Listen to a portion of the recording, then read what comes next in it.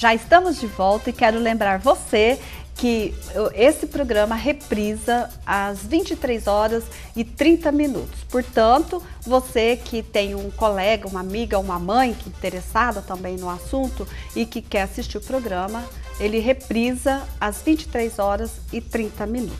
Mas voltando aqui para a pergunta, professora Amélia, qual que é, portanto, a clientela alvo da educação inclusiva? Bem interessante esse questionamento, Itaciana. Porque quando a gente fala em educação inclusiva, as pessoas só se reportam ou pensam na pessoa com uma determinada deficiência. E quando a gente fala em educação inclusiva, nós não podemos pensar só naquele cidadão com deficiências. É toda aquela pessoa que ou permanentemente ou temporariamente ela necessite de uma educação especializada, né? Ou com etnias, por exemplo, o indígena. Né? Como é que está sendo a inclusão dos indígenas nas escolas comuns, né? Pela sua cultura, que a gente sabe que ele aprende diferente. A questão da cota é uma educação inclusiva? É uma educação inclusiva. A cota veio para suprir uma necessidade lá atrás. Né? A questão dos filhos de cigano, que a gente não vê falar, que ele tem uma residência itinerante e que as escolas não conseguem, não sabem ainda trabalhar com esses alunos. Com essas diferenças. Os negros, né? A questão do socialmente, né, os menos favorecidos. Então a educação inclusiva, como a Elza bem colocou, é uma educação para todos e com todos. O espaço tem que ser aberto para todos. No caso, a escola pública é a escola dos excluídos? É bem interessante isso também, né?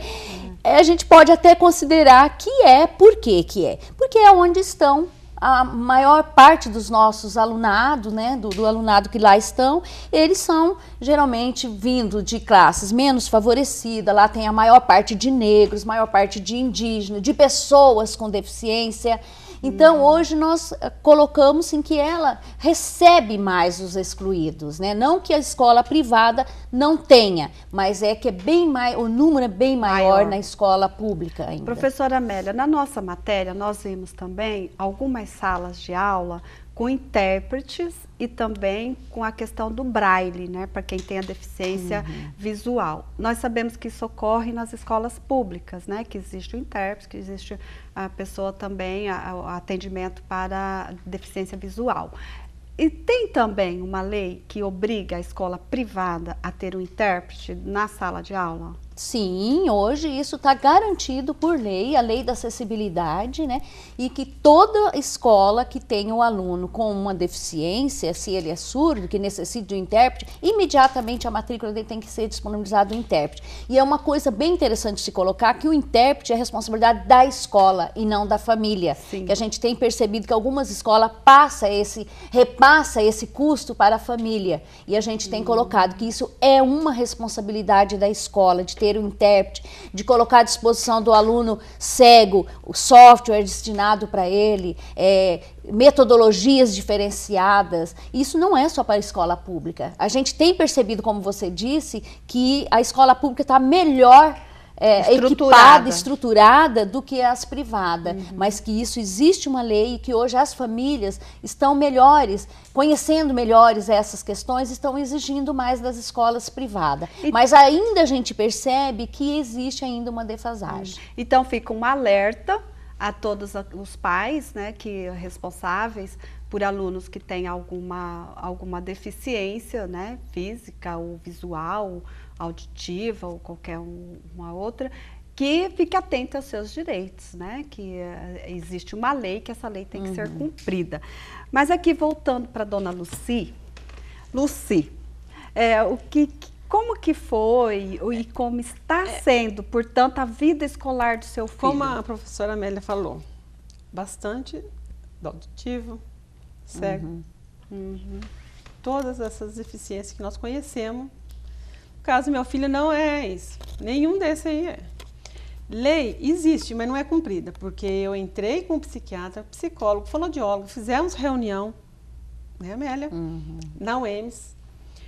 Colocamos... A deficiência dele seria, assim, entre aspas, invisível? É invisível. É uma síndrome, né? É uma síndrome. Porque é descalculia, lógica, mais determinadas coisas assim, você não vê, você só vê, aí a pessoa fala assim, mas você é tão inteligente, por que você não faz na prova? Mas aí que está a questão, ele não passa o que ele sabe na prova, você faz a prova oral, é lei, mas não fizeram. Olha, ele não pode ter muita conversa quando ele está fazendo prova, tira concentração. Na Unigran faziam isso, tirava ele da sala e ele fazia sala separada. Você entendeu? Eu tive mais apoio na Unigran que na UEMS, nessa parte. E professor psicologicamente preparado, como tem na UEMS, tem professor ótimo. Eu agradeço esses professores, que foi um paizão para o meu filho, uma mãezona para o meu filho. Porque não passou a mão na cabeça, pegou o que ele sabe. É isso que me interessa. Não é negócio assim, falar, passa uma... Eu estou cansada de ouvir isso. Eu cansei de ouvir isso. É 31 anos. Ele foi para a praia, e a luta continua. A pai não aceitava, ele dava que ia mais. Eu fui para Londrina, a pai não aceitou, que ia mais. Aí quando eu chegava nas escolas, olha, teu filho não pode ficar aqui, porque português, história e geografia, ele passa a tirar 100. Na matemática ele não sabe somar, é descalculia. Descalculia. O que acontecia? Rejeitavam ele. Agora, sobre emprego. Não tem. Você tem a inclusão... Que seria, no caso, a inclusão social. A inclusão social. Tem gente que, às vezes, ele marcar direito aonde que ele vai, a sala de aula dele tem que ser marcada. Porque ele se perde. Ele se perde naquela... muitas salas, você tem de marcar para ele chegar até lá. Então, aí, aonde que deu o transtorno de pânico? Por quê? A sociedade não aceita. A nossa sociedade não aceita. Professora Amélia, a dona Lucia, ela está colocando essa questão da inclusão, tanto a educação inclusiva, quanto a inclusão social, né, no caso. A inclusão social perpassa por uma discussão mais profunda, que aí já vem de longa data, né? A questão dos excluídos socialmente, economicamente falando. Mas se falando da educação inclusiva, como que estão os nossos professores? Eles estão preparados? A escola está preparada? Porque nós falamos aqui dos intérpretes em sala de aula. Mas será que isso é suficiente para uma escola de ensino regular receber as pessoas com deficiência, os alunos? Eu diria que no geral, a escola está preparada? Eu diria que não só a escola, mas como toda a sociedade ainda não estão devidamente preparados, né? Porque hoje a gente ainda percebe que falta muito, há mais de 22 décadas discutindo, existem muitos documentos que asseguram isso, e as universidades estão preparando, mas ainda a gente percebe que ainda falta muito. E o professor é o agente de mudança, tudo né? Depende dele, né? Como a mãe falou, a metodologia adequada, de que forma eu posso adequar isso. Como ela disse, o filho dela é uma síndrome mental, né? Uma deficiência mental ou uma síndrome que às vezes não é percebível e aí dificulta muito mais. E a questão da empregabilidade, também existe a lei de cota para as pessoas com deficiência. E hoje a gente está nessa luta, brigando, que realmente os empresários todos cumpram essa lei de cotas. E a gente ainda percebe que nós temos muita dificuldade disso ser cumprido. Eles escolhem, né? Eles escolhem. Escolhem o tipo de deficiência. Para mostrar para o governo que tem aquela cota. Você entendeu? Eles escolhem. Que estão empregando a pessoa com deficiência. Mas eles escolhem o tipo de deficiência. Você entendeu? Aquele que é mais fácil. Que é mais fica mais fácil para eles, né? Vamos dizer assim, eu estou fazendo o meu papel. Eu cumpri com a minha cota. Com a cota, né? Por exemplo, então, preto, mestiço, nada deficiente. Então, eles colocam sabe? Mas eles escolhem. Então, isso aí é bastante, né, complicado. Eu quero convidar a professora Amélia, até a Lucy, ou um outro programa para a gente estar vindo discutir, para nós abranger mais, então, a questão da exclusão social e da inclusão social, porque é muito importante também para a pessoa com deficiência ser incluída né, na sociedade, no mercado de trabalho, para se sentir também valorizado enquanto ser humano, né? E nós também só sabemos que nós mudamos um país, mudamos uma nação através da educação, né, professora? Então, isso aí é bastante importante que nós, enquanto educadores, enquanto sociedade, estejamos atentos ao cumprimento da lei.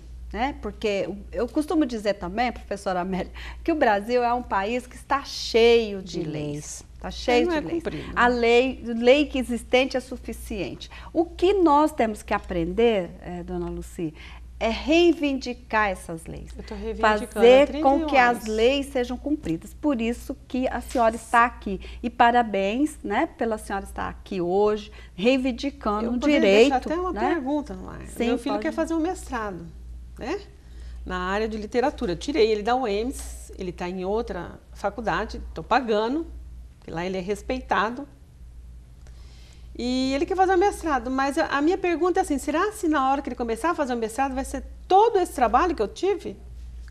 Novamente? Não enxerga como é que vão fazer para ele? Porque ele não é, como eu te falo, ele não é nem, não encaixa nesse aí. Eu só gostaria, sim, que as universidades começassem a tomar atenção. E o Ministério Público também, porque eu dei queixa no Ministério Público. Até hoje eu não tive resposta. Professora Amélia, ela colocou sobre a UEMS, rapidamente, porque já estão me anunciando que nós só temos 2 minutos. Ela falou da UEMS e a senhora era, né, da parte da educação especial, né, lá da UEMS. Existe esse preparo para o recebimento do educando na faculdade, do acadêmico? Sim, nós temos lá uma divisão de inclusão que trabalha com essas questões. Hoje nós já temos 10 alunos com deficiência, sendo desses já 3 que já se formaram, e existe um preparo. A gente tem feito seminários, oficinas, isso tem feito mensalmente em todas as unidades, não só na UEMS de Dourado, mas nas 15 unidades da UEMS. E isso tem sido feito regularmente. Existe um trabalho para isso.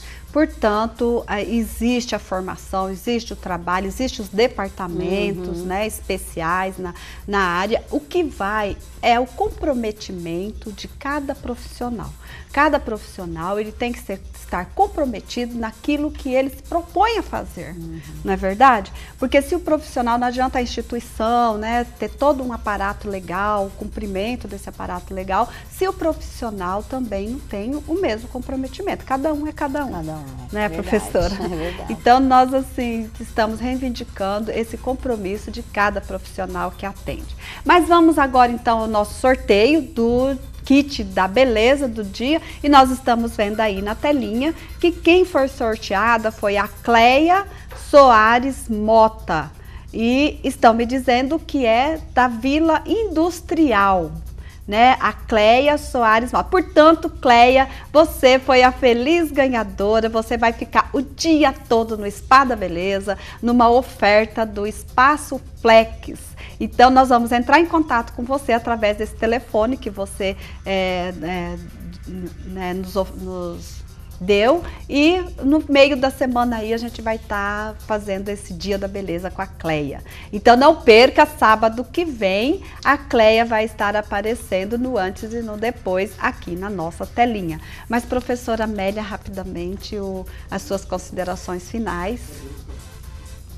Então, muito obrigada, professora Amélia, Cida, Leila, que está ali interpretando. Muito obrigada por vocês terem vindo. Não vai dar tempo das nossas considerações finais, mas fica aqui o nosso muito obrigada e até um próximo programa. E vocês não percam, sábado que vem, às 10h30, mais um programa na sua telinha. Até lá!